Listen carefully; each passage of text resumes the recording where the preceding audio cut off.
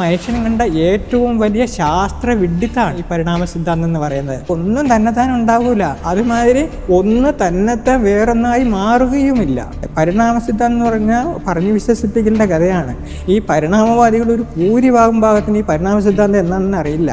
അവർ മറ്റുള്ളവർ പറയുന്ന കേട്ട് ഏറ്റുപാടുകയാണ്. പരിണാമ സിദ്ധാന്തത്തെ ശരിക്കും പരിണാമ സങ്കല്പന്നേ പറയാൻ പാടുള്ളൂ. കാരണം സിദ്ധാന്തം എന്ന് പറയുമ്പോൾ അതിന് പരീക്ഷണ നിരീക്ഷണങ്ങളുടെ പിൻബലം വേണം. ഇതിന് പരീക്ഷണ നിരീക്ഷണങ്ങളുടെ പിൻബലം ഇല്ല. ഗാലക്സിയുടെ കേന്ദ്രമാക്കി എല്ലാ നക്ഷത്രകൂട്ടങ്ങളും ചുറ്റിക്കൊണ്ടിരിക്കുന്നുണ്ട്. ഈ ആറ്റോമിക് സ്ട്രക്ചർ കണ്ടിട്ട് അതിനോട് സിമിലാരിറ്റി സോളാർ സിസ്റ്റത്തിനുള്ളത് കൊണ്ട് ആറ്റം പരിണമിച്ചാണ് സോളാർ സിസ്റ്റം ഉണ്ടായതെന്നും സോളാർ സിസ്റ്റം പരിണമിച്ചാണ് ഗാലക്സി ഉണ്ടായതെന്നും അത് പരിണമിച്ചാണ് യൂണിവേഴ്സും ഉണ്ടായെന്ന് പോലെ പറയുന്ന പോലൊരു മഹാവിഡ്ഢിത്താണ് ഏകകോശജീവി പരിണമിച്ച് മനുഷ്യനുണ്ടായതെന്ന് പറയുന്നത്. 350 കോടി കൊല്ലം മുമ്പ് സമുദ്രത്തിൽ ഏകകോശജീവി ഉണ്ടായെന്നാണ് പറയുന്നത്. ആ ഏകകോശജീവിനെ ഇന്നത്തെ ബാക്ടീരിയയായിട്ട് നമുക്കൊന്ന് താരതമ്യപ്പെടുത്താം. ഒരു ബാക്ടീരിയയിൽ 1000 കോടി മുതൽ 10,000 കോടി വരെ മോളിക്യൂൾസ് ഉണ്ട്. സിംഗിൾ സെല്ലുണ്ടാണെങ്കിൽ ഈ കോടിക്കണക്കിന് മോളിക്യൂൾസ് ഒരു ക്രമീകൃതാവസ്ഥയിൽ അറേഞ്ച്ഡ് ആവണം. അപ്പോൾ അങ്ങനെ ആ ഡിസൈൻ ഉണ്ടായി തീരുള്ളൂ. അപ്പോൾ ഒരു ഏകകോശജീവി ഒരിക്കലും തന്നെത്താൻ ഉണ്ടായി തീരുമല്ല. സിനിമ സ്വപ്നം കാണുന്നവർക്ക് ചാവറ ഫിലിം സ്കൂൾ, കൊച്ചി. ഇന്ന് നമ്മളോടൊപ്പം ജോയിൻ ചെയ്യുന്നത് ശ്രീ ചന്ദ്രൻ പി ആണ്. അദ്ദേഹം ഒരു ഡിസൈനർ എഞ്ചിനീയറും കൂടിയാണ്. സർ നമസ്കാരം. നമസ്കാരം. സർ കോയമ്പത്തൂരാണ് ഇപ്പോൾ വർക്ക് ചെയ്യണത് അല്ലേ? അതെ. ഏറ്റവും ഇൻട്രസ്റ്റിംഗ് ആയിട്ടുള്ള ഫാക്ടിലേക്ക് തന്നെ നമുക്ക് വരാം. സാറ് 30 വർഷമായിട്ട് സംസാരിച്ചുകൊണ്ടിരിക്കുന്ന ഒരു കാര്യമാണ് നമ്മൾ ഹ്യൂമൻ എവല്യൂഷൻ, നമ്മൾ മനുഷ്യരുണ്ടായത് മതവിശ്വാസമുള്ളവർ, മതങ്ങൾ പറയുന്നത് ദൈവമാണ് മനുഷ്യനെ സൃഷ്ടിച്ചത്, ദൈവത്തിലൂടെ. അത് ക്രിസ്ത്യാനിറ്റി അങ്ങനെ പറയും, ഹിന്ദുസ് അങ്ങനെ പറയും, മുസ്ലിംസ്, ഓരോ മതക്കാർക്കും ഓരോരോതായിട്ടുള്ള വിശ്വാസങ്ങളാണ് അല്ലേ? എന്നാൽ സയന്റിഫിക്കലി നമ്മൾ പറയുന്നത് കേട്ടിരുന്നതും നമ്മൾ ഇതുവരേക്കും അറിഞ്ഞിരുന്നതും കേട്ടതും എല്ലാം നമ്മുടെ ഏറ്റവും വലിയ ആൻസസ്റ്റേഴ്സ് എന്ന് പറഞ്ഞ കുരങ്ങിൽ നിന്നുമാണ് മനുഷ്യൻ എവല്യൂഷൻ വന്നിരിക്കുന്നത്. ഹ്യൂമൻ എവല്യൂഷൻ അവിടെ നിന്നുമാണ് ആ ഒരു സംഭവം നടന്നിരിക്കുന്നത് എന്നാണ്. പക്ഷേ സർ അവിടെ അടിവരയിട്ട് പറയുകയാണ്, നമ്മൾ മനുഷ്യർ ഉണ്ടായത് കുരങ്ങിൽ നിന്നല്ല, മറിച്ച് ദൈവം തന്നെയാണ് നമ്മളെ സൃഷ്ടിച്ചത് എന്ന്. എന്താണ് സർ സാറിന് അത്രയും ഉറച്ചത് പറയാൻ മാത്രം? സർ അതിനെ സാറിന് പ്രൂവ് ചെയ്യാൻ പറ്റുമോ? ഇതിന് സയന്റിഫിക്കായിട്ട് പ്രൂവ് ചെയ്യാൻ സാധിക്കും. സാധിക്കും. അത് ആദ്യം ഞാൻ ഒരു പരിണാമവാദിയായിരുന്നു. 10th സ്റ്റാൻഡേർഡിൽ പഠിക്കുമ്പോഴാണ് പരിണാമവാദ്യത്തെ ആദ്യമായിട്ട് മനസ്സിലാക്കുന്നത്. അന്നൊക്കെ ജിറാഫ് വലിയ പൊക്കമുള്ള മരങ്ങളിലെ ഇലകൾ ഭക്ഷിക്കാനായി തല നീട്ടിയപ്പോഴാണ് അതിന് വലിയ കഴുത്തുണ്ടായതെന്നൊക്കെയാണ് നമ്മൾ പഠിച്ചത്. അതൊക്കെ ഈ പരിണാമവാദം എന്ന് പറഞ്ഞാൽ ശരിക്കും ഒരു പറഞ്ഞ് വിശ്വസിപ്പിക്കലിൻ്റെ കഥയാണ്. അതിൽ ശാസ്ത്രമല്ല, അതിൽ യാതൊരു ശാസ്ത്രീയതയും ഇല്ല. പക്ഷേ എങ്കിലും അന്നൊക്കെ ഇത് ശരിയാണെന്ന് തോന്നി. കാരണം ഒറ്റ നോട്ടത്തിൽ ശരിയെന്ന് തോന്നുന്ന ഒരു പ്രസ്താവനകളുടെ ഘോഷയാത്രയാണ് ഈ പരിണാമ സിദ്ധാന്തം എന്ന് പറയുന്നത്. അത് മനുഷ്യൻ കണ്ട ഏറ്റവും വലിയ ശാസ്ത്ര വിഡ്ഢിത്താണ്. അത് ഞാൻ തെളിയിക്കാം. പിന്നീട് ഞാൻ പഠിച്ച എഞ്ചിനീയറിംഗ് എല്ലാം കഴിഞ്ഞ് ഞാൻ ഡിസൈൻ എഞ്ചിനീയറായി. ഒരു 33 വർഷം മുമ്പാണ് ഞാൻ ഡിസൈൻ എഞ്ചിനീയർ ആകുന്നത്. അപ്പോൾ ഡിസൈൻ എഞ്ചിനീയർ ആയതിനു ശേഷം ഞാൻ മനസ്സിലാക്കി, ജീവികളടക്കം ഈ പ്രപഞ്ചത്തിലുള്ളതെല്ലാം ഓരോ ഡിസൈനാണ്. അപ്പോൾ ഒരു ഡിസൈൻ തന്നെത്താൻ ഉണ്ടാവൂല, ഒരു ബുദ്ധിയുടെ പ്രവർത്തനത്തിൽ കൂടെ മാത്രമേ ഒരു ഡിസൈൻ ഉണ്ടാവുള്ളൂ എന്ന് ഞാൻ മനസ്സിലാക്കി. അന്നേരമാണ് ഞാൻ പരിണാമവാദിയായിരുന്നു ഞാൻ സൃഷ്ടിവാദിയായി മാറിയത്. അതെങ്ങനെ സാറിന് അങ്ങനെ? ഇപ്പം ഒരു ഡിസൈൻ എഞ്ചിനീയർ ആയി അതിനെക്കുറിച്ച് പഠിച്ചു, അതിനെക്കുറിച്ച് അറിഞ്ഞു കഴിഞ്ഞപ്പോഴും ഇപ്പോഴത്തെ സൈഡിൽ സയന്റിഫിക്കലി പ്രൂവ് ചെയ്തെന്നുള്ളതായിട്ടാണ് നമ്മൾ അറിഞ്ഞിരിക്കുന്നത് അല്ലേ? നമ്മളുടെ ഏറ്റവും വലിയ ആൻസസ്റ്റേഴ്സ് എന്ന് പറയുന്നത് മങ്കീസ് ആണ്. അവിടെ നിന്നും നമ്മൾ ആ രൂപത്തിൽ തന്നെ, മനുഷ്യന്റെ രൂപത്തിലൂടെ വന്ന് അങ്ങനെ തന്നെയാണല്ലോ ഇപ്പോഴും പറയുന്നത്. നമ്മൾ ചെയ്യുന്ന പോലെ കുരങ്ങുകളും ചെയ്യുന്നു, അതിൽ നിന്നാണ് വന്നത്. പക്ഷെ അതെങ്ങനെ സാറിന് ഇതിനെക്കുറിച്ച് മനസ്സിലാക്കിയപ്പോഴും എങ്ങനെ ഒന്ന് സ്പാർക്ക് ചെയ്തിട്ടുണ്ടാവുക? ആ സയന്റിഫിക്കലി നമ്മൾ അറിഞ്ഞിരുന്ന കാര്യം ശുദ്ധ മണ്ടത്തരമാണ്, അത് തെറ്റാണ് എന്ന് സാറിന് തോന്നിപ്പിച്ചത് ആ ഒരു മൊമെന്റ് അതെന്തായിരുന്നു? അതെ, ഞാൻ പറഞ്ഞല്ലോ, ഡിസൈൻ എഞ്ചിനീയറിന് ആയതിനു ശേഷം എല്ലാം ഡിസൈനാണെന്ന് മനസ്സിലാക്കി. ഒരു ഡിസൈൻ തന്നെത്താൻ ഉണ്ടാവില്ല എന്ന് 100% ഉറപ്പാണ്. അങ്ങനെയാണ് ഞാൻ സൃഷ്ടിവാദിയായി മാറിയത്. ഇനി ഈ പരിണാമ സിദ്ധാന്തം എന്ന് പറയുന്നത് ഒരു ജീവിക്ക് മറ്റൊരു ജീവിയായുള്ള പരസ്പര സാദൃശ്യത്തിൽ നിന്നാണ്. ഡാർവിൻ 1831-36 കാലഘട്ടത്തിൽ സമുദ്രയാത്ര നടത്തി. ഈ സമുദ്രത്തിലെ ജീവികളിലുള്ള സാമ്യം കരയിലെ ജീവികളുള്ള സാമ്യത്തെക്കാൾ കൂടുതൽ എളുപ്പത്തിൽ മനസ്സിലാക്കാൻ സാധിക്കും. അങ്ങനെ ആ സമയത്താണ് ഡാർവിൻ ഈ പരിണാമ സിദ്ധാന്തം മനസ്സിലാക്കിയത്, പരിണാമ സിദ്ധാന്തം രൂപപ്പെടുത്തിയത്. അതെ. ഓക്കെ, അപ്പോൾ അവിടെ ഒരു ജീവിക്ക് മറ്റൊരു ജീവിയായുള്ള സാദൃശ്യത്തെ അടിസ്ഥാനമാക്കി മാത്രമാണ് ഈ പരിണാമ സിദ്ധാന്തം ഉള്ളത്. അല്ലാതെ അതിന് യാതൊരു ശാസ്ത്രീയമായിട്ടുള്ള അടിത്തറയില്ല. അത് ശാസ്ത്രമല്ല. പരിണാമ സിദ്ധാന്തത്തെ ശരിക്കും പരിണാമ സങ്കല്പന്നേ പറയാൻ പാടുള്ളൂ. കാരണം അതിനെ പരിണാമ സിദ്ധാന്തം പറയാൻ പാടില്ല. കാരണം സിദ്ധാന്തം എന്ന് പറയുമ്പോൾ അതിന് പരീക്ഷണ നിരീക്ഷണങ്ങളുടെ പിൻബലം വേണം. ഇതിന് പരീക്ഷണ നിരീക്ഷണങ്ങളുടെ പിൻബലം ഇല്ല. രൂപസാദൃശ്യത്താൽ മാത്രമാണ് അന്ന് അത് അങ്ങനെ എഴുതിയെന്നാണോ സാർ ഇപ്പൊ പറയുന്നത്? അതെ. അങ്ങനെയാണെങ്കിൽ മറിച്ച് ചോദിച്ചോട്ടെ, ദൈവമാണ് മനുഷ്യനെ സൃഷ്ടിച്ചത് എന്നുള്ളതിന് അതിനെന്ത് പ്രൂഫാണുള്ളത്? അത് ഞാൻ സയന്റിഫിക് ആയിട്ട് പ്രൂവ് ചെയ്യാം. എങ്ങനെ? അതിന് ഇപ്പൊ സയന്റിഫിക് ആയിട്ട് ഒരു കാര്യം പ്രൂവ് ചെയ്യാൻ 3 മെത്തേഡാണുള്ളത്. ഒന്ന്, ഏതെങ്കിലും പ്രൂവൺ കൺസെപ്റ്റ് ഉപയോഗിച്ച് പ്രൂവ് ചെയ്യാം. വേറൊന്ന് എക്സ്പെരിമെന്റൽ പ്രൂഫ്. മൂന്നാമത് മാത്തമാറ്റിക്കൽ പ്രൂഫ്. ഇതിലേതേലും ഒരു പ്രൂഫ് ഉപയോഗിച്ച് നമുക്ക് ഒരു കാര്യത്തെ പ്രൂവ് ചെയ്യുകയാണെങ്കിൽ അത് ശാസ്ത്രം അംഗീകരിക്കും. പക്ഷെ എനിക്ക് ഈ കാര്യത്തിൽ സൃഷ്ടി സിദ്ധാന്തമാണ് ശരിയെന്ന് ഈ 3 കൺസെപ്റ്റ് ഉപയോഗിച്ച് ഞാൻ പ്രൂവ് ചെയ്യാൻ പറ്റും. വാവ്, അതൊന്ന് സാർ ഞങ്ങൾക്കൊന്നും കൂടെ ഒന്ന് ഡീറ്റെയിൽ ആയിട്ട് പറഞ്ഞ് മനസ്സിലാക്കി തരുമോ? 3 കാറ്റഗറി രീതിയിലും. അതിനു മുമ്പ് ഈ പരിണാമ സിദ്ധാന്തത്തെ പറ്റി ഒരു 2 വാക്ക് ഞാൻ പറയാം. ഞാൻ പറഞ്ഞല്ലോ, പരിണാമ സിദ്ധാന്തം എന്ന് പറഞ്ഞാൽ ഒന്നിനും മറ്റൊന്നാളുടെ സാമ്പത്തിക അടിസ്ഥാനം മാത്രം ഉണ്ടാക്കിയതാണ്. പക്ഷെ ഒന്നിനും മറ്റൊന്നുമായുള്ള സാദൃശ്യം ജീവികളിൽ മാത്രമല്ല ഉള്ളത്, അത് ഈ പ്രപഞ്ചത്തിൽ എല്ലായിടത്തും ഉണ്ട്. അത് ഈ പ്രപഞ്ചത്തിന്റെ സ്വഭാവമാണ്. അപ്പോൾ ഒന്ന് മറ്റൊന്നായി മാറിയത് സാദൃശ്യത്തെ അടിസ്ഥാനമാക്കിയാണെങ്കിൽ ഈ പ്രപഞ്ചം മുഴുവനും ഉണ്ടായത് പരിണമിച്ചാണ് നമുക്ക് പറയേണ്ടി വരും. ഉദാഹരണത്തിന് ഞാൻ ഒരു ചെറിയ എക്സാമ്പിൾ പറയാം. നമ്മൾ ആറ്റോമിക് സ്ട്രക്ചർ പഠിച്ചിട്ടുണ്ട് അല്ലേ? ഇപ്പൊ പീരിയോഡിക് ടേബിൾ നമ്മൾ പരിശോധിച്ചാൽ ഹൈഡ്രജൻ ആറ്റാണ് ഏറ്റവും ചെറിയ ആറ്റം. അതിൽ ഒരു ഇലക്ട്രോണും ഒരു പ്രോട്ടോണും ഉണ്ട്. അടുത്ത എലമെന്റ് ഹീലിയം ആണ്. അതിൽ 2 പ്രോട്ടോണും 2 ഇലക്ട്രോണും 2 ന്യൂട്രോണും ഉണ്ട്. മൂന്നാമത്തേത് ലിഥിയം, അതിലെല്ലാം 3. പിന്നീട് ബെറിലിയം, ബോറോൺ, കാർബൺ ഡയോക്സൈഡ്, അങ്ങനെ പോകുന്നു. അങ്ങനെ ഇലക്ട്രോൺ, പ്രോട്ടോൺ, ന്യൂട്രോൺ എന്നിവയുടെ എണ്ണം 1, 2, 3, 4 അങ്ങനെ ക്രമീകൃതമായിട്ട് കൂടി വന്നിട്ട് 92 നാച്ചുറൽ എലിമെന്റ്സ് ഉണ്ടായിട്ടുണ്ട്.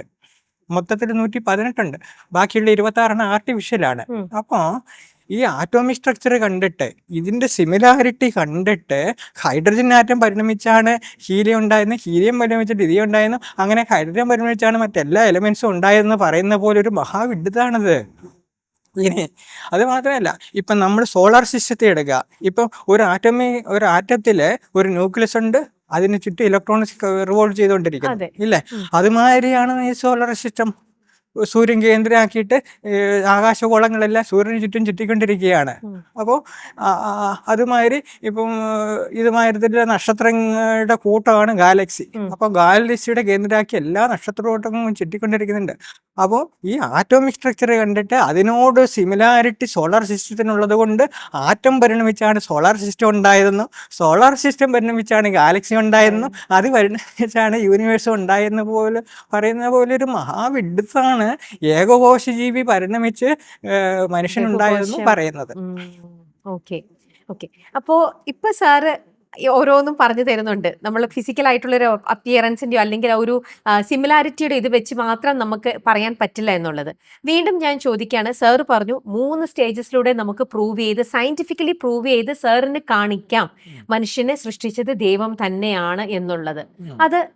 അതിനെക്കുറിച്ച് സാർ ആ 3 സ്റ്റേജസിലൂടെയും അതൊന്ന് എക്സ്പ്ലെയിൻ ചെയ്ത് തരാമോ? ഞാൻ പറയാം.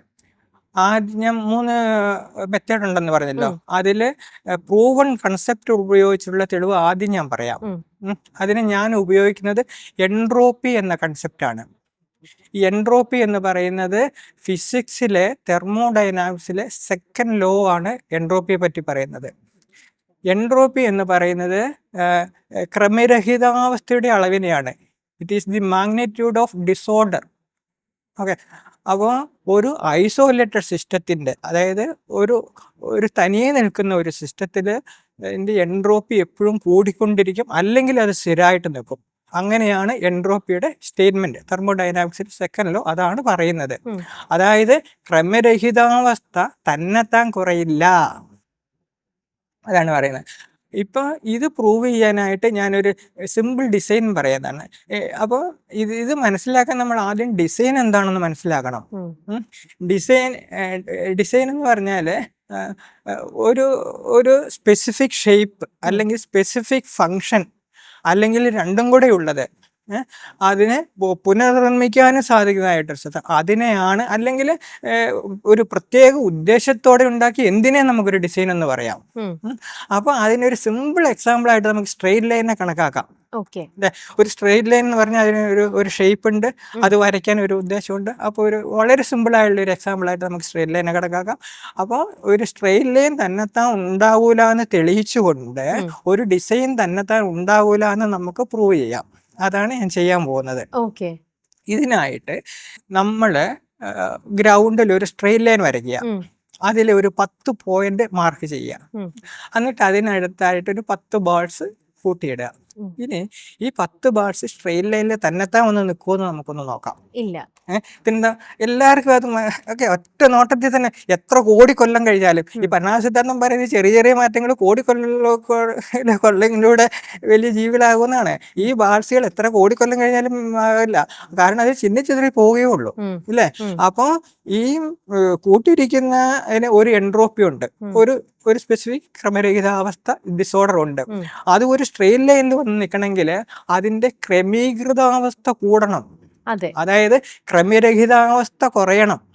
എൻട്രോപ്പി പറയുന്നത് പടി ക്രമരഹിതാവസ്ഥ തന്നെത്താൻ കുറയില്ല, അത് പ്രൂവൺ കൺസെപ്റ്റ് ആണ്. അപ്പോൾ അതെ, ഓക്കെ. അപ്പൊ എൻട്രോപ്പി പടി ഒരു സ്ട്രെയിറ്റ് ലൈൻ തന്നെത്താൻ ഉണ്ടാവുക അസാധ്യമാണ്. ആരോ പോയി അത് കറക്റ്റ് വെച്ച് കഴിഞ്ഞാൽ മാത്രമേ മനുഷ്യൻ പെറുക്കി അടിക്കാൽ സാധിക്കും. അതായത് ഒരു ബുദ്ധി പ്രയോഗിച്ചാൽ മാത്രമേ ഒരു സ്ട്രെയിറ്റ് ലൈൻ ഉണ്ടാവുള്ളൂ. അതായത് ഒരു ബുദ്ധിയുടെ പ്രയോഗത്തിൽ കൂടെ മാത്രമേ, ഒരു ബുദ്ധിയുടെ പ്രവർത്തനത്തിൽ കൂടെ മാത്രമേ ഒരു ഡിസൈൻ ഉണ്ടായിത്തീരുള്ളൂ. ഓക്കെ, സെക്കൻഡ് മെത്തേഡിലൂടെ പറയുകയാണെങ്കിൽ second method practical experimental method. അത് എക്സ്പെരിമെന്റൽ മെത്തേഡ് എന്ന് പറഞ്ഞാൽ എന്തെങ്കിലും ചെയ്തു നോക്കി തെളിയിക്കുക, അതിനെയാണ് എക്സ്പെരിമെന്റൽ മെത്തേഡ് എന്ന് പറയുന്നത്. എക്സ്പെരിമെന്റ് മനുഷ്യനുണ്ടാക്കിയുള്ള എല്ലാ ഡിസൈനും എക്സ്പെരിമെന്റൽ പ്രൂഫിന് എക്സാമ്പിളാണ്. ഇപ്പം നമ്മൾ ഈ കാണുന്ന ടേബിൾ, ചെയർ, അല്ലെങ്കിൽ സിമ്പിളായിട്ടുള്ള ഒരു പേപ്പർ, പെൻ, ഇതെല്ലാം വളരെ സിമ്പിളായിട്ടുള്ള ഡിസൈനാണ്. ഇത് ഏതെങ്കിലും തന്നെത്താൻ ഉണ്ടാവുമോ? ഇല്ല, ഒന്നും തന്നെത്താൻ ഉണ്ടാവൂല. അതുമാതിരി ഒന്ന് തന്നെത്താൻ വേറൊന്നായി മാറുകയുമില്ല. ഒരു പേപ്പർ പെൻസിൽ പരിണമിച്ച് പെന്നാകില്ല, പെൻ പരിണമിച്ച് കാറാകില്ല, കാറ് പരിണമിച്ച് എയറോപ്ലെയിൻ ആകില്ല. ഓക്കെ, അപ്പോൾ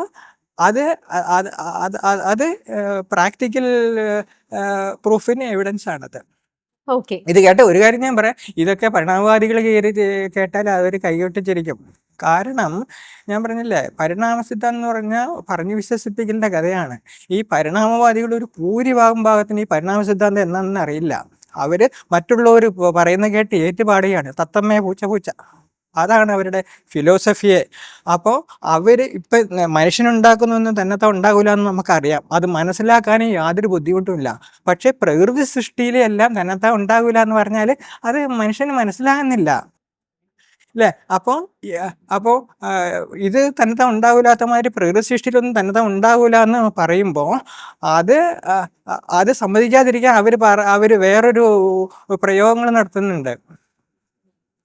മനുഷ്യ സൃഷ്ടിനെ അവർ നിർമ്മാണം എന്ന് പറയും, പ്രകൃതി സൃഷ്ടിനെ സൃഷ്ടി തന്നെത്താൻ ഉണ്ടാകും, നിർമ്മാണം തന്നെത്താൻ ഉണ്ടാവില്ല. ഈ പറയുന്ന പരിണാമവാദികൾക്ക് സൃഷ്ടി എന്താണെന്ന് അറിയില്ല, നിർമ്മാണം എന്താണെന്ന് അറിയില്ല. ടെക്നോളജിയിൽ, അതായത് സയൻസിൽ നിർമ്മാണം എന്ന് പറഞ്ഞാൽ ആദ്യം സൃഷ്ടിക്കപ്പെട്ടതിനെ പുനർനിർമ്മിക്കുന്നതിനെയാണ് നിർമ്മാണം എന്ന് പറയുന്നത്. അപ്പൊ ആദ്യം സൃഷ്ടി നടത്തണം. പുതിയതായിട്ടുണ്ടാക്കുന്ന ഏതിനെ നമുക്ക് സൃഷ്ടി എന്ന് പറയാം. ഒരു കാർ തന്നെത്താ ഒരു ഡിസൈൻ എഞ്ചിനീയർ ആദ്യമായിട്ട് ഉണ്ടാക്കുമ്പോൾ അതൊരു സൃഷ്ടിയാണ്. ഒരു വീട് ഒരു ഡിസൈൻ ചെയ്ത് ആദ്യമായിട്ട് ഉണ്ടാക്കുമ്പോൾ ഒരു സൃഷ്ടിയാണ്. അതിനുശേഷം അതേമാതിരി കോപ്പി ചെയ്യുമ്പോൾ അത് നിർമ്മാണമായി. പക്ഷേ ഈ പരിണാമ സിദ്ധാന്തം ഫോളോ ചെയ്യുന്ന ആൾക്കാർ പറയുന്നത് മനുഷ്യൻ ഉണ്ടായത് ആ ഒരു രീതിയിൽ നിന്ന് വന്നു എന്ന് മാത്രമാണ്. അതിനുശേഷം അവരിപ്പോ സാറ് പറഞ്ഞ പോലെ ഒരു പേപ്പറിൽ നിന്നും പെന്നുണ്ടാവുന്നത് ഇതൊന്നും പരിണാമ സിദ്ധാന്തത്തിലൂടെ പറയുന്ന കാര്യങ്ങളല്ല. അതെല്ലാം മാൻമെയ്ഡ് തന്നെയാണ്. നമ്മളായിട്ട് തന്നെ ഉണ്ടാക്കിയെടുക്കുന്ന നിർമ്മിക്കുന്ന സംഭവങ്ങൾ തന്നെയാണ് ബാക്കിയുള്ള മെറ്റീരിയൽസ് എല്ലാം. ഹ്യൂമൻ എവല്യൂഷനെ കുറിച്ച് മാത്രമാണ് അവര് ഇങ്ങനെയാണ് മനുഷ്യജനനം വന്നിരിക്കുന്നത് എന്ന് മാത്രമാണ് അവർ പറഞ്ഞിരിക്കുന്നത്. അല്ലാതെ ഇത്തരത്തിലുള്ള മെറ്റീരിയൽസിനെ പറ്റി പറയാതെ അവർക്ക് അതിന് ഉത്തരവില്ലാത്തത് കൊണ്ടാണ്. മനുഷ്യൻ ഉണ്ടാക്കുന്നത് തന്നെത്താൻ ഉണ്ടാകൂലെങ്കിൽ പ്രകൃതിയിലുള്ളതെല്ലാം എങ്ങനെ തന്നെത്താൻ ഉണ്ടാകും? അത് മനുഷ്യൻ ഉണ്ടാക്കുന്നതിനെ അപേക്ഷിച്ച് എത്രയോ കോംപ്ലിക്കേറ്റഡ് ആയിട്ടുള്ള ഡിസൈനാണ് പ്രകൃതിയിലുള്ളത്. ഒരു മനുഷ്യ ജീവൻ അല്ലെങ്കിൽ ഒരു ഏകകോശ ജീവി, ഒരു ജീവകോശം എന്ന് പറഞ്ഞാൽ എത്രയോ കോംപ്ലിക്കേറ്റഡ് ആണത് അല്ലേ? അപ്പോൾ അവർക്കിതിനുള്ള ഉത്തരം അറിയില്ല. അതുകൊണ്ടാണ് അവര് അത് ന്യായീകരിക്കാൻ വേണ്ടി നിർമ്മാണം എന്നും സൃഷ്ടി എന്നും വേറെ വേറെ വാക്കുകൾ ഉണ്ടാക്കി അതിനെ ന്യായീകരിക്കാൻ ശ്രമിക്കുന്നത്. നിർമ്മാണം തന്നെ ഉണ്ടാവില്ല, സൃഷ്ടി തന്നെ നടക്കും. പക്ഷേ അവരൊന്നും മനസ്സിലാക്കണം, പ്രകൃതി നിയമങ്ങൾ മനുഷ്യ സൃഷ്ടിക്കുന്നോ പ്രകൃതി സൃഷ്ടിക്കുന്നോ വ്യത്യാസമില്ല. അതെല്ലാത്തിനും കോമൺ ആണെന്നുള്ള കാര്യം ഇവർക്ക് അറിയില്ല. ഞാൻ പറയാൻ പോകുന്ന എൻട്രോപ്പി, പ്രോബബിലിറ്റി തിയറി, ഇതെല്ലാം പ്രകൃതി നിയമങ്ങളെയാണ് പ്രതിനിധീകരിക്കുന്നത്. അത് എല്ലാത്തിനും ഈക്വലാണ്. അതുകൊണ്ട് മനുഷ്യനുണ്ടാക്കുന്നതെന്ന് മാത്രമല്ല, പ്രകൃതിയിൽ ഒന്നും തന്നെത്താൻ ഉണ്ടാവില്ല. അപ്പൊ അവര് പറയുന്നത് അനുസരിച്ച് മനുഷ്യൻ വന്നിരിക്കുന്നത് കുരങ്ങിൽ നിന്നാണ് എന്ന് പറഞ്ഞെങ്കിൽ ബാക്കിയുള്ള ജീവജാലങ്ങൾ നമ്മുടെ ഈ പ്രകൃതിയിൽ തന്നെയുള്ള ബാക്കിയുള്ള മൃഗങ്ങളായിക്കോട്ടെ, ഇഴജന്തുക്കളായിക്കോട്ടെ, പക്ഷികളായിക്കോട്ടെ, അപ്പൊ അവരെവിടുന്ന് വന്നു എന്നാണ് പറയുന്നത്. അത് അവര് പറയുന്നത് ആദ്യം ഒരു ഏകകോശ ജീവി സമുദ്രത്തിൽ ഉണ്ടായെന്നാണ്. അതൊരു സിംഗിൾ സെൽ ഓർഗാനിസം. അത് 350 കോടി കൊല്ലങ്ങൾക്ക് മുമ്പ് സമുദ്രത്തിൽ ഉണ്ടായെന്ന്.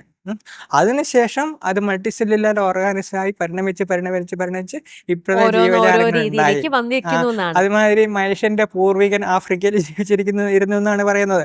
30 മില്യൺ 30 മില്യൺ ഇയേഴ്സ് അഗോ ആഫ്രിക്കയിൽ ജീവിച്ചിരിക്കുന്നതെന്നാണ് പറയുന്നത്. അതിനുശേഷം അത് വീണ്ടും ഡിവൈഡഡ് ആയിട്ട് കുരങ്ങു വർഗവും എയ്പ്പ് വർഗവുമായി. ഈ എയ്പ്പ് വർഗത്തിന് മനുഷ്യനും ഗൊറില്ല അങ്ങനെയുള്ള ഗണങ്ങളുണ്ടായി. അതുണ്ടായത് ഏതാണ്ട് 3 കോടി കൊല്ലം മുമ്പാണെന്നാണ് പറയുന്നത്. ഓക്കെ, അപ്പൊ സാറിന്റെ മൂന്നാമത്തെ മെത്തേഡിലൂടെ അതെങ്ങനെയാ പ്രൂവ് ചെയ്യാ? അല്ല, ഫസ്റ്റ് ഇത് എൻട്രോപ്പി പറഞ്ഞു. Mathematical proof. ഇതിന് ഞാൻ ഉപയോഗിക്കുന്ന പ്രോബബിലിറ്റി തിയറിയാണ്. പ്രോബബിലിറ്റി എന്ന് പറഞ്ഞാൽ ഒരു സംഭവം സംഭവിക്കാനുള്ള സാധ്യതയാണ് പ്രോബബിലിറ്റി എന്ന് ഉദ്ദേശിക്കുന്നത് അല്ലേ? ഇപ്പൊ ഉദാഹരണത്തിന് ഒരു കോയിൻ ടോസ് ചെയ്യാം. അതില് ടെയിൽ വരാനുള്ള സാധ്യത എത്ര, ഹെഡ് വരാനുള്ള സാധ്യത എത്ര?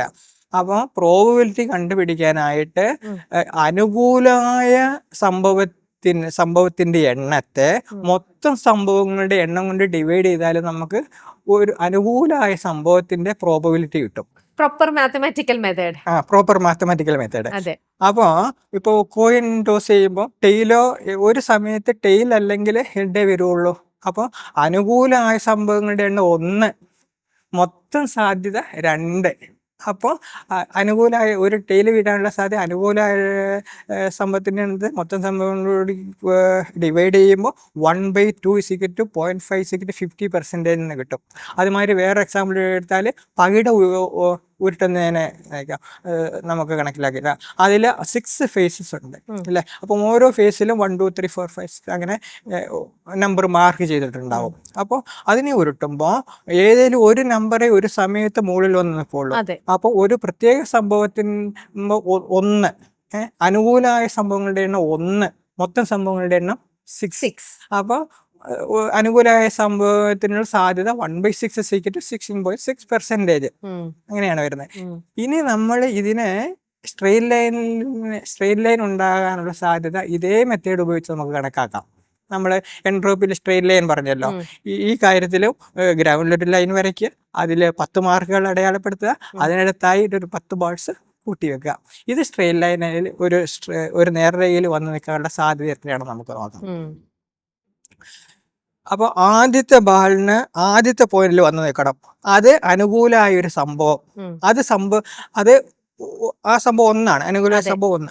അത് സംഭവിക്കാനുള്ള സാധ്യത മൊത്തം സംഭവങ്ങളുടെ സാധ്യതയും കൊണ്ട് ഡിവൈഡ് ചെയ്യണം. 10 ആണോ? മൊത്തം സാധ്യത എന്ന് പറഞ്ഞാല് ഗ്രൗണ്ടില് ബാൾസിന് ഓക്യുപ്പൈ ചെയ്യാൻ സാധിക്കുന്ന മൊത്തം പോയിന്റ്സുകളുടെ എണ്ണാണ് അല്ലെ? അത് എത്രയാ? ഇൻഫിനിറ്റി.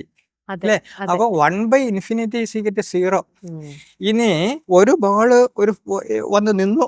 ഉം. ഓക്കെ, അതിനുശേഷം മറ്റൊരു ബോൾ അതിനടുത്തായിട്ട് വന്ന് നിൽക്കണം, സെക്കൻഡ് ബോളിൽ വന്ന് നിൽക്കണം. അതിനുള്ള സാധ്യത ആദ്യത്തെ പ്രോബബിലിറ്റിനും രണ്ടാമത്തെ പ്രോബബിലിറ്റിനും മൾട്ടിപ്ലൈ ചെയ്യണം. അതായത് 1/∞ ഇൻഫിനിറ്റി ഇൻറ്റു 1/∞. 1/∞ = 1/∞² അതെ അതും 0 ആണ്. അതെ ഇനി 10 ബോൾസുകൾ വന്ന് നിൽക്കണമെങ്കിലോ സെയിം ആണ്. 1/∞10 അത് 0 ആണ്. 0. അപ്പം പ്രോബബിലിറ്റി 0 എന്ന് പറഞ്ഞാൽ ആ സംഭവം സംഭവിക്കില്ല എന്നർത്ഥം.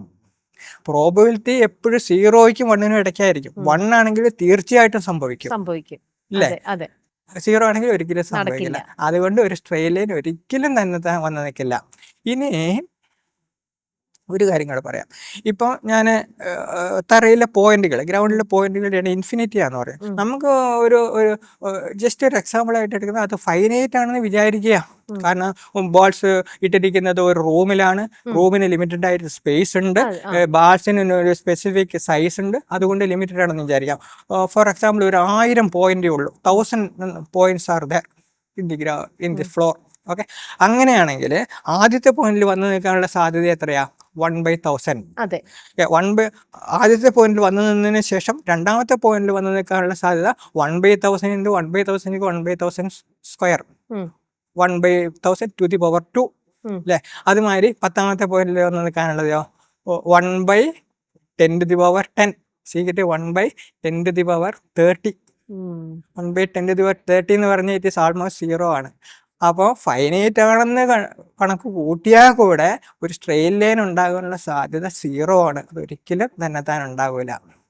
ഇത് സാറ് കണ്ടുപിടിച്ചത് ഇപ്പൊ ഏകദേശം സാറ് ഡിസൈൻ എഞ്ചിനീയറിംഗിലേക്ക് വന്നതിന് ശേഷമാണ് സാറിന് ഇങ്ങനത്തെ ഒരു തോട്ട് തന്നെ മാറിയിട്ടുണ്ടാവുക അല്ലേ? ഇതിനെക്കുറിച്ച് ഡീറ്റെയിൽ ആയിട്ട് മനസ്സിലാക്കിയതിന് ശേഷം എന്ന് പറയണത് ഏകദേശം എത്ര വർഷങ്ങൾക്ക് മുമ്പായിരിക്കും? ഈ മാത്തമാറ്റിക്കൽ പ്രൂഫ് ഞാൻ അപ്പം എന്തിനെ നമുക്ക് പ്രൂവ് ചെയ്യണമല്ലോ. അതിനു മുമ്പൊക്കെ ഇപ്പോഴും ഇതിനു മുമ്പേ ശാസ്ത്രജ്ഞന്മാർ പറഞ്ഞിട്ടുണ്ട്. ചില മൈക്കൽ ബെഹെ പോലെയുള്ള ശാസ്ത്രജ്ഞന്മാർ പറഞ്ഞിട്ടുണ്ട് ലിവിങ് തിങ്സ് എന്ന് പറയുന്നത് തന്നെത്താൻ ഉണ്ടാകൂലാത്ത അത്ര കോംപ്ലിക്കേറ്റഡ് സിസ്റ്റമാണ് ഇത്, അതിനുള്ള പ്രോബിലിറ്റി 0 ആണ്. അതുമാതിരി ഇത് എൻട്രോപ്പി കുറഞ്ഞാലേ ഉണ്ടാവുന്നത് ശാസ്ത്രജ്ഞന്മാർ പറഞ്ഞിട്ടുണ്ട്. പക്ഷെ ഇതുമാതിരി ഒരു പ്രൂഫ് ആരും കൊടുത്തതായിട്ട് ഞാൻ കണ്ടിട്ടില്ല. അതുമാതിരി ഒരു പുസ്തകം എഴുതിയിട്ടുള്ളതായിട്ടും എനിക്ക് അറിവില്ല. അപ്പോൾ ഇന്നിപ്പം നിലവില് നമ്മുടെ ഈ ഒരു ലോകത്ത് ഇതിനെക്കുറിച്ച് ഒരു ബുക്കായിട്ട് എഴുതിയിരിക്കുന്നത് സാറ് മാത്രമാണോ? ഇങ്ങനത്തെ ഒരു ബുക്ക് എഴുതിയിട്ടുള്ളത് ഇത് ആദ്യമായിട്ടാണെന്നാണ് എനിക്ക് തോന്നുന്നത്. എനിക്കറിയില്ല, ഞാൻ ലോകത്തിലെ എല്ലാ പുസ്തകവും വായിച്ചിട്ടില്ല. പക്ഷേ ഇന്റർനെറ്റിൽ സെർച്ച് ചെയ്ത വഴി ഇതുപോലൊരു പുസ്തകം ആരും എഴുതിയിട്ടില്ല. അപ്പൊ നെറ്റിലൂടെ സാറിന് ഇത് വേറൊരാൾ എഴുതിയതായിട്ട് സാറിന് അറിയില്ല. അപ്പം സാറിൻ്റെതായിട്ടുള്ള ഈ ഒരു ഐഡിയോളജി സാറ് ബുക്കിലൂടെ അവതരിപ്പിക്കുകയും അത് പബ്ലിഷ് ചെയ്യുകയും ചെയ്തു അല്ലെ? ബുക്ക് പബ്ലിഷ് ചെയ്തത് റീസെന്റ് എന്തോ ആണ്, 2023-ലാണ്. Okay, November. ആദ്യത്തെ പുസ്തകം, ആദ്യത്തെ ഏഷ്യൻ. അതിനുശേഷം ഒരു വർഷം കഴിഞ്ഞ് 2024 നവംബറിൽ ഇംഗ്ലീഷ് പുസ്തകം പ്രസിദ്ധീകരിച്ചു. അതിനുശേഷം 2025 ജനുവരിയിൽ മലയാളത്തിന്റെ സെക്കൻഡ് എഡിഷനും പബ്ലിഷ്. ഓ ഓക്കെ ഓക്കെ. അതേപോലെ ഇപ്പൊ സാർ പറയുന്നത് ദൈവം സൃഷ്ടിച്ചു, അങ്ങനെയാണെങ്കിൽ വേറൊരു ചോദ്യം അതിൽ തന്നെയുണ്ട്, ഏത് ദൈവമാണ്? ഇപ്പൊ ക്രിസ്ത്യാനിറ്റിയിലുള്ളവർ പറയും ആദം ഹവ്വ എന്നുള്ളത്, ഹിന്ദുസിന് അവരുടേതായിട്ടുള്ള വിശ്വാസങ്ങളുണ്ട് അല്ലെ? ഇങ്ങനെയൊക്കെ ആണെങ്കിൽ അപ്പൊ സാറിന് അവിടെ എന്താണ്, ഏത് ദൈവമാണ്, ഏത് മനുഷ്യനെയാണ് ആദ്യം സൃഷ്ടിച്ചത്? ഞാനത് പറയാം. ദൈവത്തിന്റെ കൺസെപ്റ്റിലേക്ക് ഞാൻ വരുന്നതിന് മുമ്പ് ഞാൻ പറഞ്ഞു വന്നല്ലോ പ്രോബബിലിറ്റി തിയറി ഒക്കെ, അത് ഞാൻ ഒന്ന് കംപ്ലീറ്റ് ചെയ്യാം. അതിന് കുറച്ച് കാര്യങ്ങളും കൂടെ പറയാനുണ്ട്. ഇപ്പം ഏകകോശ ജീവി പരിണമിച്ച് ബഹുകോശ ജീവി ഉണ്ടായി, അതുമാതിരി ചെറിയ ജീവികൾ കോടിക്കണക്കിന് കൊല്ലങ്ങളിലൂടെ പരിണമിച്ച് വലിയ ജീവികൾ ഉണ്ടായെന്നാണ് പറയുന്നത്. അത് എത്രമാത്രം വിഡ്ഢിതാണെന്ന് വളരെ ചെറിയൊരു എക്സാമ്പിൾ ഇവിടെ മനസ്സിലാക്കാം. ഞാൻ ലൈൻ ഉണ്ടാകുന്ന കാര്യത്തിൽ ഫൈനൈറ്റ് നമ്പറിന്റെ ഒരു കാര്യം പറഞ്ഞു. ഒരു സംഭവം നടന്ന ശേഷം രണ്ടാമത്തെ സംഭവം നടക്കാനുള്ള സാധ്യത പെട്ടെന്ന് കുറയുന്നു. Okay, it is decreasing exponentially. Okay, ആദ്യത്തെ സംഭവം 1/1000, സെക്കൻഡ് 1/1000⁻², തേർഡ് 1/1000⁻3, അങ്ങനെ എക്സ്പോണൻഷ്യലായിട്ട് ആ സാധ്യത കുറയുകയാണ്. ഓക്കെ, ഒന്നിനോടൊന്ന് പൊരുത്തപ്പെട്ട് മറ്റൊരു സംഭവം നടക്കാനുള്ള സാധ്യത വളരെ കുറവാണ്. അപ്പോൾ നമ്മൾ 10 മാറ്റങ്ങൾ മാത്രം ഉണ്ടായാലും ഉണ്ടാകുന്ന ഒരു സ്ട്രെയിറ്റ് ലൈൻ ഉണ്ടാവില്ല എന്ന് നമ്മൾ മനസ്സിലാക്കി. പക്ഷേ ഈ പരിണാമ സിദ്ധാന്തം പ്രകാരം കോടിക്കണക്കിന് കൊല്ലങ്ങളിലൂടെ നടക്കുന്ന കോടിക്കണക്കിന് മാറ്റങ്ങളിലൂടെയാണ് വലിയ ജീവികൾ ഉണ്ടാകാൻ പറയുന്നത്. 10 മാറ്റം ഉണ്ടാകുന്ന സ്ട്രെയിറ്റ് ലൈൻ ഉണ്ടാവില്ല. അപ്പോൾ എങ്ങനെയാണ് കോടിക്കണക്കിന് മാറ്റങ്ങളിലൂടെ കോടിക്കണക്കിന് കൊല്ലങ്ങളിലൂടെ എങ്ങനെയാണ് ഒരു ജീവി ഉണ്ടാകുക? ഒരിക്കലും ഉണ്ടായിത്തീരില്ല. അതുമാതിരി ഞാനിവിടെ ബാൾസിൻ്റെ എക്സാമ്പിൾ പറഞ്ഞു ഇല്ലേ. ഒരു ജീവകോശം എന്ന് പറഞ്ഞാൽ അതിൽ കോടിക്കണക്കിന് മോളിക്യൂൾസ് ഉണ്ട്. ഒരു മോളിക്യൂൾസിനെ നമുക്കൊരു ബാൾസിനോട് താരതമ്യം പെടുത്താം ഇല്ലേ. ഇപ്പോൾ 350 കോടി കൊല്ലം മുമ്പ് സമുദ്രത്തിൽ ഏകകോശ ജീവി ഉണ്ടായെന്നാണ് പറയുന്നത്. ആ ഏകകോശ ജീവിനെ ഇന്നത്തെ ബാക്ടീരിയ ആയിട്ട് നമുക്കൊന്ന് താരതമ്യപ്പെടുത്താം. ഒരു ബാക്ടീരിയയിൽ 1000 കോടി മുതൽ 10,000 കോടി വരെ മോളിക്യൂൾസ് ഉണ്ട്. അപ്പോൾ ഒരു ഏക കോശം ഉണ്ടെങ്കിൽ, ഒരു സിംഗിൾ സെല്ല് ഉണ്ടാണെങ്കിൽ ഈ കോടിക്കണക്കിന് മോളിക്യൂൾസ് ഒരു ക്രമീകൃതാവസ്ഥയിൽ അറേഞ്ച്ഡ് ആകണം. അപ്പോൾ അങ്ങനെ ആ ഡിസൈൻ ഉണ്ടായി തീരുള്ളൂ. അപ്പോൾ ഒരു ഏകകോശ ജീവി ഒരിക്കലും തന്നെത്താൻ ഉണ്ടായി തീരുമല്ല. അത് അങ്ങേയറ്റം കോംപ്ലിക്കേറ്റഡ് ആണ്. ഒരു സ്ട്രെയിറ്റ് ലൈൻ ഉണ്ടാകില്ല. അപ്പോൾ പിന്നെ ഒരു ഏകകോശ ജീവി ഉണ്ടാകാനുള്ള സാധ്യത തീരെയില്ല. ഓക്കെ, തീരെ ഇല്ലെങ്കിൽ ഞാൻ തൊട്ടു മുന്നേ ചോദിച്ച ചോദ്യം, അങ്ങനെയാണെങ്കിൽ ഏത് ദൈവമാണ് ആ ഏകകോശ ജീവിനെ സൃഷ്ടിക്കുന്നത്? ദൈവം ഒന്നേ ഉള്ളൂ. ആദ്യം അത് ഞാൻ പറയുകയാണ്. പക്ഷെ ഇനി ദൈവം എന്താണെന്ന് ഞാൻ മനസ്സിലാക്കിയിട്ടുള്ളത് അത് എനർജി ആണെന്നാണ്. കാരണം ഞാൻ ഇങ്ങനെ അസ്യൂം ചെയ്യാനുള്ള കാരണം, നമ്മൾ ദൈവത്തിനുണ്ടെന്ന് കൽപ്പിക്കുന്ന എല്ലാ സ്വഭാവങ്ങളും എനർജിക്കുണ്ട്. ദൈവം എല്ലായിടത്തും ഉണ്ടെന്നാണ് നമ്മൾ വിശ്വസിക്കുന്നത്. യൂണിവേഴ്സ് ഫുൾ പ്രപഞ്ചം എന്ന് പറഞ്ഞാൽ അനന്തമാണ്. ഈ അനന്തമായ പ്രപഞ്ചത്തിലും ആ ദൈവശക്തി ഉണ്ട്. അപ്പൊ ഈ എനർജിയും ഈ പ്രപഞ്ചം മുഴുവനും നിലനിൽക്കുന്നുണ്ട്. അത് എങ്ങനെയാണ് പ്രൂവ് ചെയ്യാന്ന് പറഞ്ഞാൽ, ഇപ്പോൾ മെയിനായിട്ട് പലതരം ഫീൽഡുകളുണ്ട്. Electric field, nuclear field, magnetic field, gravitational field. ഈ ഗ്രാവിറ്റേഷണൽ ഫീൽഡിന്റെ കാര്യം എടുക്കാം. മറ്റതൊക്കെ ഷോർട്ട് ഡിസ്റ്റൻസ് ഫീൽഡാണ്. പക്ഷെ ഗ്രാവിറ്റേഷൻ ഫീൽഡോ അത് ഒരു മാസിൽ നിന്ന് സ്റ്റാർട്ട് ചെയ്തിട്ട് ഈ പ്രപഞ്ചം മുഴുവനും അനന്തതയിലേക്ക് വ്യാപിക്കുന്നുണ്ട്. അപ്പോൾ ഈ അനന്തമായ പ്രപഞ്ചത്തിലെ അനന്തമായ നക്ഷത്രങ്ങൾ ഗോളങ്ങളിൽ നിന്നൊക്കെ പുറത്തേക്ക് പോകുന്ന ഗ്രാവിറ്റേഷണൽ ഫീൽഡ് ഈ പ്രപഞ്ചം മുഴുവനും നിറഞ്ഞു നിൽക്കുന്നുണ്ട്. അപ്പോൾ ഈ പ്രപഞ്ചത്തിൽ ഫുൾ ദൈവം എക്സിസ്റ്റ് ചെയ്യുന്നുണ്ട്. ഇനി എല്ലാത്തിനും കാരണം ദൈവമാണെന്ന് നമ്മൾ പറയുന്നുണ്ട് അല്ലേ. അപ്പോൾ എനർജിയാണ് ദൈവമെങ്കിൽ എനർജീൻ്റെ ഇൻവോൾവ്മെന്റ് ഇല്ലാതെ ഈ പ്രപഞ്ചത്തിൽ ഒന്നും സംഭവിക്കുന്നില്ല. ഇനി ആൽബർട്ട് ഐൻസ്റ്റീൻ E=mc² എന്ന ഇക്വേഷൻ വഴി മാറ്റർ എനർജിയായി മാറും എന്ന് പറയുന്നുണ്ട്, തെളിയിച്ചിട്ടുണ്ട്. അതുമാതിരി എനർജി മാറ്ററായി മാറും എന്നുള്ളതിനും പ്രൂഫുണ്ട്. എനർജിയിൽ നിന്ന് ഇലക്ട്രോൺസ് എല്ലാം ഉണ്ടാകുമെന്ന് തെളിവുകളുണ്ട്. അപ്പോൾ നമ്മൾ ഈ കാണുന്ന എല്ലാം മാറ്ററിനെ എനർജിയാക്കി മാറ്റാമെങ്കിൽ എനർജിയിൽ നിന്നാണ് എല്ലാ മാറ്ററും ബേസിക് ആയിട്ട് ഉണ്ടായതെന്ന് നമുക്ക് പറയാൻ സാധിക്കും. അങ്ങനെയാണെങ്കിൽ ദൈവത്തിൽ നിന്നാണ് എല്ലാം ഉണ്ടായത്. അതായത് ദൈവത്തിൽ നിന്ന് തന്നെ എല്ലാത്തിനെയും സൃഷ്ടിച്ചതെന്ന് നമുക്ക് പറയേണ്ടി വരും. അപ്പോൾ ആ എനർജി എന്ന് പറയുന്ന കൺസെപ്റ്റാണ് കൂടെ, അത് ഒരു സിംഗിൾ എൻറ്റിറ്റിയാണത്. അപ്പോൾ നമ്മൾ പല മതങ്ങൾ പല ദൈവങ്ങളിൽ വിശ്വസിക്കുന്നത് ഈ അനന്തമായ ദൈവത്തെ മനസ്സിലാക്കാൻ മനുഷ്യന് സാധിക്കില്ല. അപ്പോൾ ആ ദൈവശക്തിയെ ഇമാജിൻ ചെയ്യാൻ വേണ്ടി ഒരു രൂപം നമുക്ക് ആവശ്യമുണ്ട്. അതിനായിട്ട് പല ദൈവരൂപങ്ങളെ നമ്മൾ സൃഷ്ടിച്ചിരിക്കുന്നതാണ്, ഉപയോഗിക്കുന്നതാണ്. അങ്ങനെയാണ്. അല്ലാണ്ട് യേശുക്രിസ്തുവും കൃഷ്ണനും മുഹമ്മദ് നബി എല്ലാം ഒന്ന് തന്നെയാണ്. ഒരൊറ്റ ശക്തിയാണ് ഈ പ്രപഞ്ചത്തെ നയിക്കുന്നതും സൃഷ്ടിക്കുന്നതും കംപ്ലീറ്റ് കൺട്രോൾ വെക്കുന്നതും എല്ലാം അല്ലേ. ഇനി ഒരു കാര്യം കൂടെ അതിലെ, ഇപ്പൊ ദൈവത്തിന് ജനന മരണങ്ങൾ ഇല്ലെന്ന് നമ്മൾ പറയുന്നുണ്ട്. ഇപ്പൊ നമ്മൾ അതിനെ if you are equating God to energy, okay, നമ്മൾ ഊർജ സംരക്ഷണ നിയമത്തെ പറ്റി പഠിച്ചിട്ടുണ്ട്. അതെന്താണ് പറയുന്നത്? എനർജീനെ നിർമ്മിക്കാനോ നശിപ്പിക്കാനോ സാധ്യമല്ല. അപ്പൊ അതിന്റെ അർത്ഥം എന്താ? എനർജി എന്നും ഉണ്ടായിരുന്നു. അപ്പൊ ദൈവം എന്നും ഉണ്ടായിരുന്നു. ദൈവത്തിന് ജനന മരണങ്ങളില്ല. ആദ്യം ഉണ്ടായ ആ മനുഷ്യനെ സൃഷ്ടിച്ചത് ഈ പറയുന്ന എനർജിയാണ്. നമ്മൾ വിശ്വസിക്കുന്ന ദൈവമാണ് അല്ലെ. മനുഷ്യനെ സൃഷ്ടിച്ച ദൈവം അതേപോലെ തന്നെ ഈ ലോകത്ത് മറ്റുള്ള മൃഗങ്ങളെയും പക്ഷികളെയും ബാക്കി എല്ലാത്തിനെയും സൃഷ്ടിച്ചു.